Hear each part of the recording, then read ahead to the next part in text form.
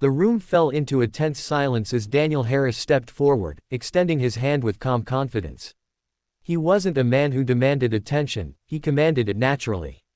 Years of experience, quiet success, and an unshakable reputation had shaped the way people saw him. Even now, surrounded by powerful executives and ambitious entrepreneurs, he carried himself with quiet dignity. Across from him stood Victoria Hale, the CEO everyone had been whispering about. She was known for her brilliance, her speed, and her ruthless decision-making. At just 38, she had built her company into one of the fastest-growing firms in the industry. Dressed in a sharp red suit, she looked like she owned not just the room, but the future. Daniel's hand remained extended for a moment longer than usual. Victoria glanced at it. Then, slowly, she smirked. Instead of accepting the handshake, she crossed her arms and let out a small, dismissive laugh. "I don't think that's necessary," she said, her voice smooth but cold. A subtle wave of discomfort moved through the audience. A few people exchanged glances. Others looked down, pretending not to notice. But everyone felt it, that moment of disrespect hanging heavy in the air. Daniel didn't react the way most expected. He didn't withdraw in embarrassment, nor did he show anger. Instead, he gently lowered his hand and gave a small nod, as if nothing unusual had happened. "Of course," he replied calmly. "As you wish." Victoria tilted her head slightly, almost amused by his composure. She had expected irritation, maybe even confrontation. But his quiet response only made her feel more in control. "Let's proceed," she said, turning toward the large screen behind her. "We're here to discuss serious business, not formalities." The presentation began, but the energy in the room had shifted.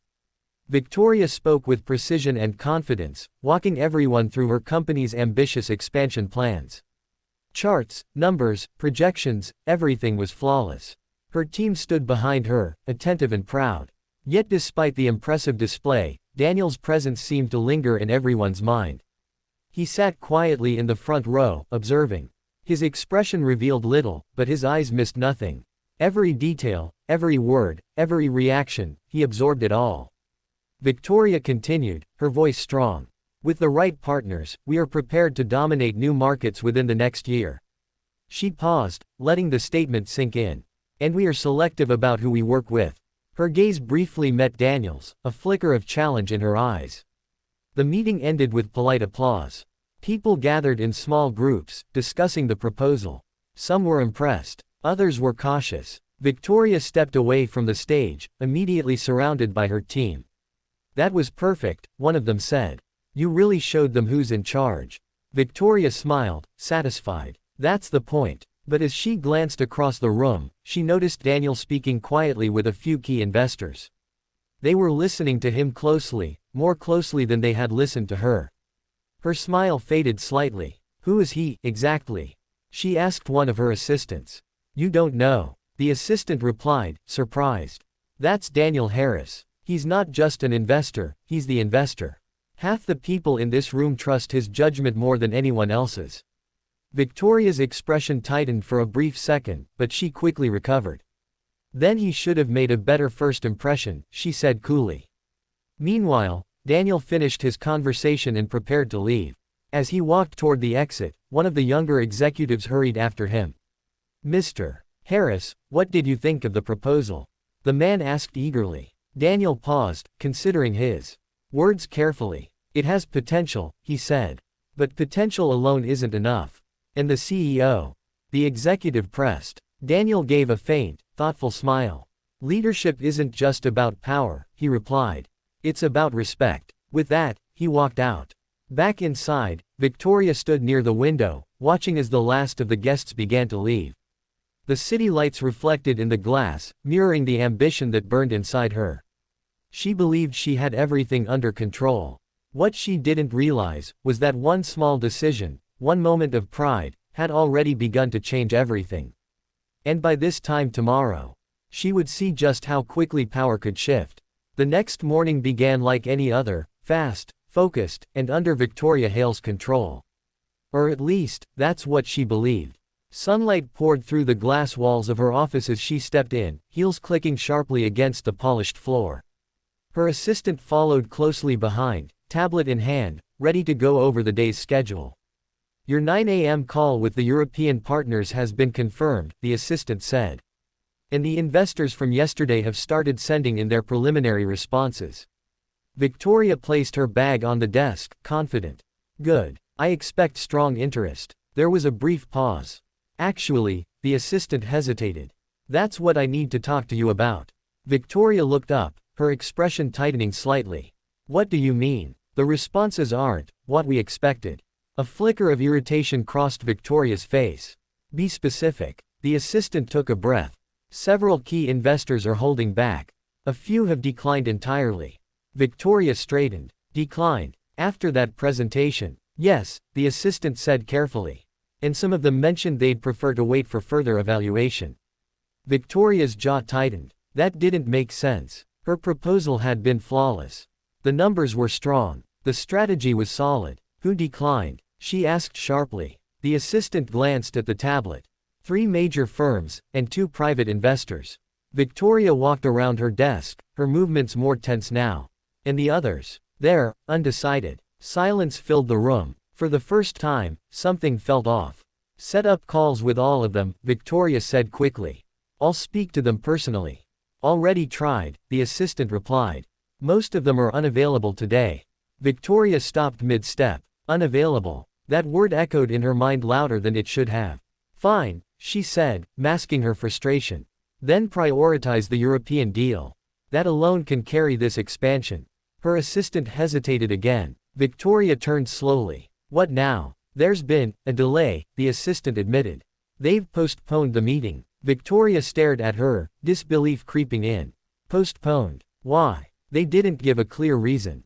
For a moment, Victoria said nothing. The confidence she had carried into the room just minutes ago began to crack, slightly, but noticeably. Get me their director, she ordered. Now. Minutes later, Victoria was on the call. Her tone was controlled, but there was an edge beneath it. I was under the impression we were moving forward, she said. A calm voice responded on the other end. We're still interested, Ms. Hale. However, some concerns have been raised. Concerns? Victoria repeated. About what? There was a pause. About leadership alignment, the voice said carefully. And long-term stability. Victoria felt a sharp sting of irritation. My company has shown nothing but growth and strength. That may be true, the voice replied. But partnerships require more than numbers. They require trust. The call ended shortly after. Victoria lowered the phone slowly, her mind racing. Trust. Where was this coming from? Her assistant stepped forward cautiously. There's something else. Victoria looked at her, already on edge. Say it. Several investors had a private discussion after yesterday's meeting, the assistant said. And Daniel Harris was part of it. The name hit harder than expected. Victoria's expression darkened. What about him? They seemed to respect his opinion. A lot. A heavy silence settled over the office. For the first time, Victoria replayed the moment from yesterday, the extended hand, her dismissive laugh, the way the room had gone quiet. At the time, it had felt like power. Now, it felt different. Are you saying this is because of him? She asked, her voice lower. I'm saying, the assistant chose her words carefully, his influence might be affecting their decisions. Victoria turned away, walking toward the window. The city looked the same as it had yesterday, busy, alive, full of opportunity. But something had shifted. Something she hadn't anticipated. Find out where he is, she said after a long pause. The assistant blinked. Daniel Harris. Yes, Victoria replied, her tone firm, but no longer careless. Set up a meeting, and if he refuses? Victoria hesitated. That question lingered longer than she liked. Then she spoke, more quietly this time. He won't. But deep down, she wasn't as certain as she sounded. Because for the first time in a long while, Victoria Hale wasn't in control. And somewhere in the city, a man she had dismissed with a single glance now held the key to everything she had built. By the end of the day, she would have no choice but to face him again. By noon, the tension inside Victoria Hale's office had grown impossible to ignore. Calls had been made. Messages had been sent. Every contact she had built over the years was now being activated, but the results were the same. Delays. Hesitation. Silence. Victoria stood by the window, arms crossed tightly, watching the city below. Normally, this view gave her clarity. Today, it only reminded her how quickly things were slipping beyond her reach. Her assistant approached carefully. I found him. Victoria didn't turn. Where? He's at a private gallery event downtown. Small gathering. Invitation only. Victoria exhaled slowly. Of course he was. Calm. Untouched by the chaos that was now consuming her day. Prepare the car, she said. The gallery was quiet, elegant, and filled with soft conversations. Paintings lined the walls, bold, expressive pieces that demanded attention without saying a word. Victoria entered with purpose, her presence immediately noticeable. Conversations softened, eyes turned, she scanned the room, and then she saw him. Daniel Harris stood near a large abstract painting, speaking with a small group of people. He looked exactly as he had the day before, calm, composed, unaffected. As if nothing had changed. But everything had. Victoria walked toward him, each step measured, controlled. The closer she got, the more the memory of yesterday pressed against her thoughts. The extended hand, her refusal, the silence. Daniel noticed her before she spoke. His conversation slowed, then stopped. The others glanced between them, sensing something unspoken. Victoria forced a polite smile. Mr. Harris. Ms. Hale, he replied evenly. For a moment, neither moved. Then Victoria spoke again, her tone more formal than usual. May I have a word? Daniel studied her briefly, then nodded. Of course. They stepped aside, away from the others, into a quieter corner of the gallery.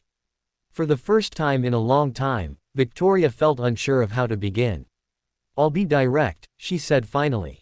Something changed after yesterday's meeting. Daniel said nothing. Investors are pulling back. Deals are stalling, she continued. And I've been told your opinion may have influenced that. Daniel looked at her calmly. People make their own decisions. That's not what I've heard, Victoria replied, a hint of frustration breaking through.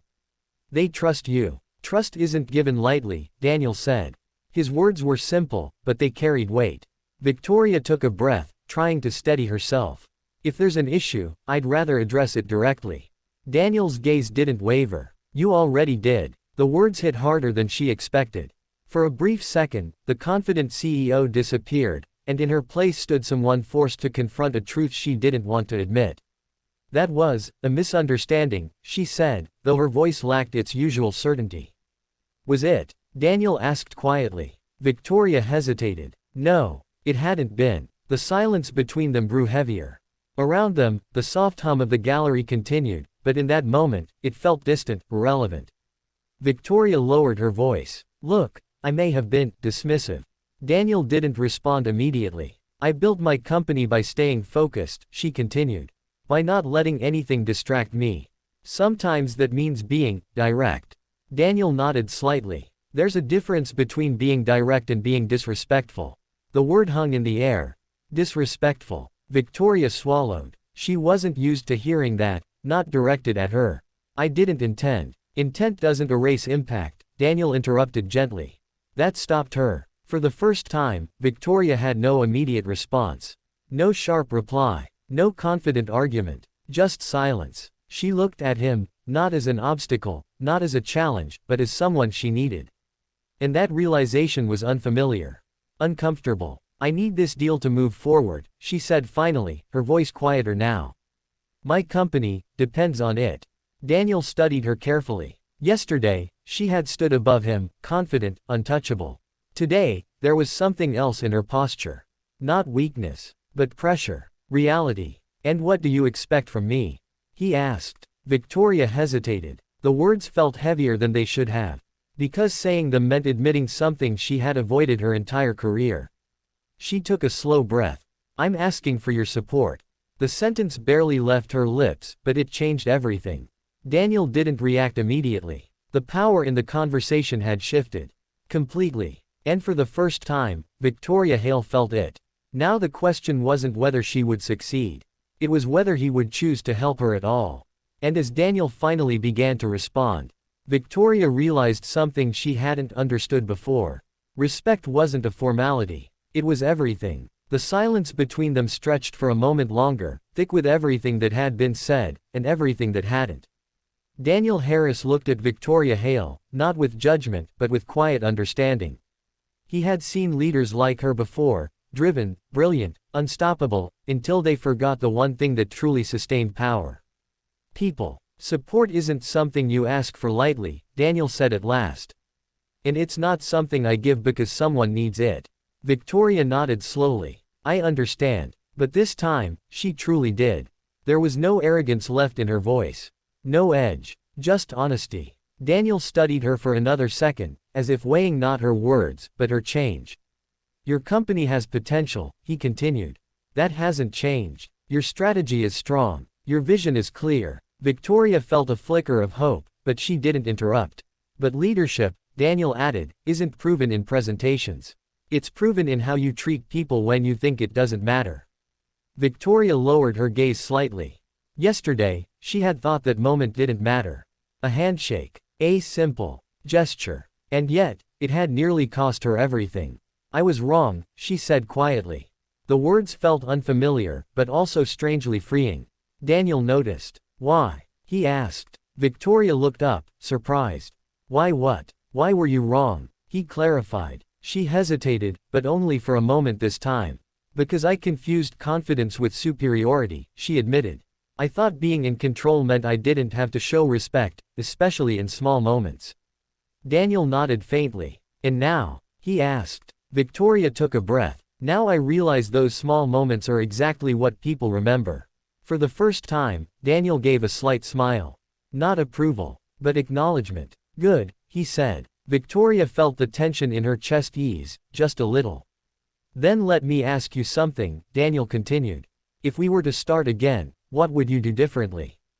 Victoria didn't hesitate this time. She stepped forward, and slowly, she extended her hand. The same gesture, the same moment, but everything about it was different. There was no pride in it now.